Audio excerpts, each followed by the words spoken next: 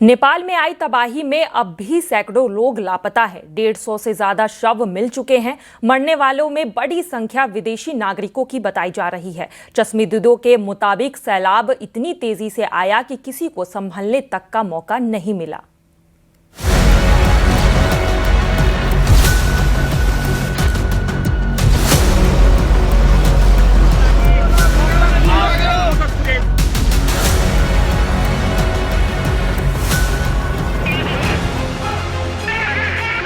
जैसे जल दैत्य जमीन पर उतर आया, जिसके सामने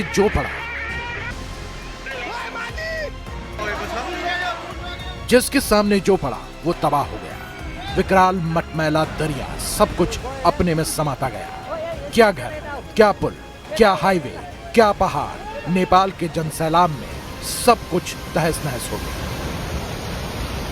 नेपाल में आई बाढ़ और उससे हुए भूस्खलन का सबसे भयावह दृश्य है।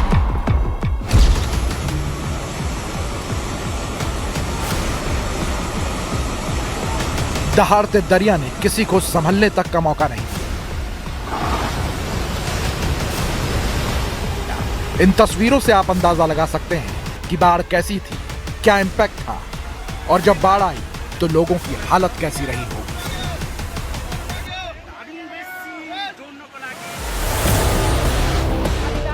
बाढ़ की कुछ तस्वीरें तो ऐसी बनी जब लोग अपना वीडियो बना रहे थे और अचानक बाढ़ कैमरे के फ्रेम में रिकॉर्ड हो गया और लोगों के बीच अफरा तफरी मच गई। मतलब ये तबाही अचानक आई और कई किलोमीटर में तबाही मचाकर चली गई। नेपाल के चीन बॉर्डर वाले पहाड़ी इलाके में बुधवार अचानक आए जल प्रलय ने भयानक तबाही मचा दी। तबाही की ऐसी तस्वीरें आई जिसमें पहाड़ से लेकर पुल, घर से लेकर गांव, बाजार और बस्तियां बह गई। गाड़ियां, सामान सब पानी में तैरने लगे। अचानक आई बाढ़ ने नेपाल के रसुआ जिले में भारी तबाही मचाई है। बाढ़ की चपेट में आने से रसुआ का एक हाइड्रो पावर प्रोजेक्ट तक बह गया। इस तबाही में कई लोगों की मौत हो गई, जबकि सैकड़ों लोग लापता हो गए। लापता होने वालों में कई भारतीयों के साथ कई विदेशी नागरिक भी हैं। बाढ़ के दौरान और बाद के हालात ऐसे थे कि हेलीपैड तक बह गया और रेस्क्यू हेलीकॉप्टर को लौटना पड़ा। बाढ़ नेपाल के अंदर बारिश से नहीं बल्कि चीन की तरफ से आया और भोटे कोशी नदी के रास्ते नीचे उतरता चला गया। भोटे काशी नदी तिब्बत से निकलती है और नेपाल के रसुआ जिले में रसुआगढ़ी टिमुरे सीमा से एंटर करती है। उसकी सहायक नदी लेंदे खोला भी उसी इलाके से जुड़ती है। तिब्बत की सीमा से भोटे कोशी नदी में अचानक पानी बढ़ गया। टिमुरे बाजार, स्याइफ्रू बेसी और आसपास की बस्तियां चंद मिनटों में डूब गईं। घर बह गए, गाड़ियां बह गई। सीमा के पास बना फ्रेंडशिप ब्रिज भी टूट गया। ये वो पुल था जिसे पिछले साल ही बाढ़ के बाद दोबारा बनाया गया था।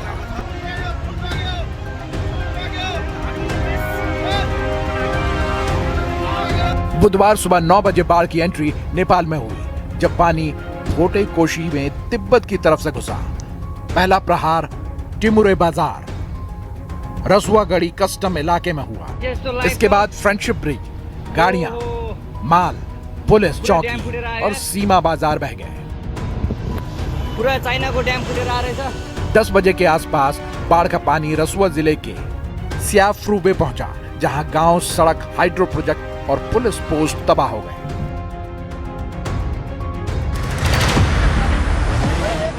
दोपहर तक बाढ़ भोटे काशी से त्रिशूली नदी में मिला और नीचे बढ़ता चला गया, जिससे बेत्रावती, मैलो, सलेटा, शांति बाजार, पैरेबेसी, खालती बस्ती, सोले, त्रिशूली बाजार प्रभावित हुए।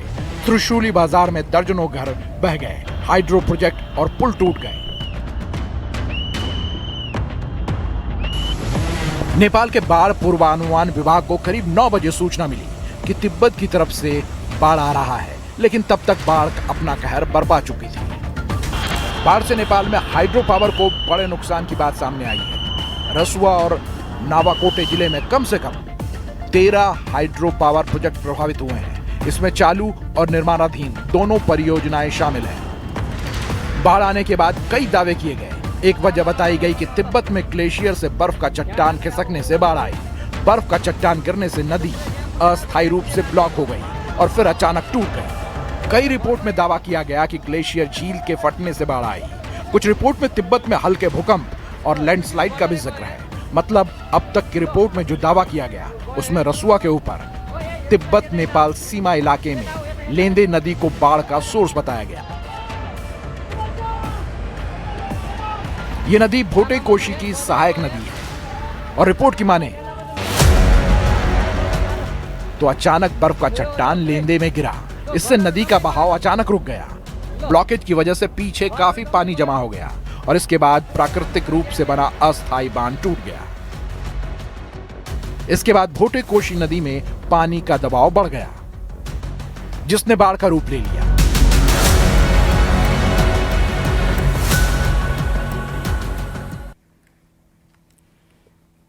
पीलीभीत में एक व्यक्ति की पीट कर हत्या कर दी गई है। मामला गांव बसंतपुर का है और रामपाल अपने भतीजे के झगड़े के बीच बचाव करने गए थे। इस दौरान शराब के नशे में धुत अनिल ने लात, घूंसों और हाथ में पहने भारी लोहे के कड़े से रामपाल पर ताबड़तोड़ वार किए। रामपाल की इलाज के दौरान मौत हो गई है। रामपाल देहरादून में मजदूरी करते थे और रक्षाबंधन के त्योहार के लिए 3 दिन पहले ही अपने परिवार के साथ गांव गए थे। घटना के बाद से आरोपी अनिल फरार है। पुलिस ने केस दर्ज कर आरोपी की तलाश शुरू कर दी है। अनिल पुत्र भिखारीलाल और सूरजपाल पुत्र छेदालाल, इनके बीच में जो है कहासुनी हो रही थी, गाली गलौज हो रहा था बसंतापुर गांव में। अनिल जो था शराब के नशे में गाली गलौज कर रहा था, तो इसी के बीच में इनका दूर करने के लिए इनको कि लड़े नहीं, इसमें सूरजपाल के जो पिता के चाचा हैं रामपाल, वो इनका बीच बचाव करने आए। रामपाल जो है जिनकी उम्र लगभग 46 से 50 वर्ष की है, उनकी आज सुबह मृत्यु हो गई है और इसमें परिवार वालों की तहरीर के आधार पे जो है न्यूरिया पर मुकदमा पंजीकृत किया जा रहा है और जल्द से जल्द जो इसमें अभियुक्त है इसकी गिरफ्तारी सुनिश्चित की जाएगी।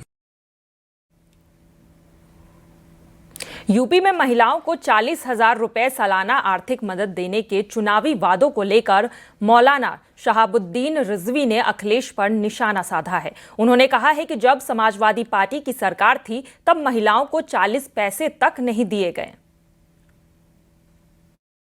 पूछना चाहता हूं कि जब वो मुख्यमंत्री थे, समाजवादी पार्टी की हुकूमत थी, तो उन्होंने कितनी महिलाओं का भला किया है। आज सत्ता में आने के लिए, इख्तिदार की कुर्सी पर बैठने के लिए कितने बेकरार और बेचैन नजर आ रहे हैं। मैं तमाम महिलाओं से कहना चाहता हूं कि अखिलेश यादव के बहकावे में कतई ना आए। ये 40,000 तो 40,000, इन्होंने अपने दौरे इख्तिदार में 40 पैसे भी किसी महिला को नहीं दिए। आज मुसलमानों की हैसियत उनकी नजर में सिर्फ कुर्सी बिछाने और दरी बिछाने तक की है, इसके अलावा और कुछ नहीं है। इन्होंने मुसलमानों को कुछ नहीं दिया, न नौकरी दी, न रोजगार दिया, न कारोबार दिया।